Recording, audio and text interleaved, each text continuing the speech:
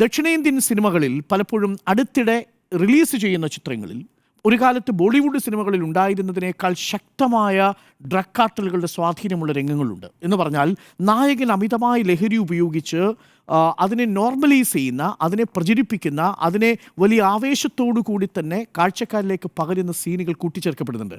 ദക്ഷിണേന്ത്യയിൽ വളരെ ഹിറ്റായ ഒരു സിനിമ, ആ ഹിറ്റായ സിനിമയിലെ ഒരു പ്രത്യേക രംഗം മാറ്റി ചിത്രീകരിക്കാൻ വേണ്ടി ഈ ഡ്രഗ് കാർട്ടൽ ഈ പ്രൊഡ്യൂസറിനെ സമീപിച്ചുവെന്നും ഒടുവിൽ അവരുടെ നിർബന്ധത്തിന് വഴങ്ങി ആ സിനിമയിൽ ലഹരി ഉപയോഗിക്കുന്ന രംഗങ്ങൾ, അതായത് സാധാരണ വില്ലൻ ലഹരി ഉപയോഗിക്കുന്ന രംഗങ്ങളാണ് ഉപയോഗിച്ചിരിക്കുന്നതെങ്കിൽ ഇവിടെ നായകൻ ലഹരി ഉപയോഗിക്കുന്ന രംഗങ്ങൾ ഉപയോഗിക്കുകയും അത് തുടർച്ചയായിട്ട് ടീസറുകളിൽ ഉൾപ്പെടുത്തുകയും ചെയ്തു എന്നാണ് പറയുന്നത്.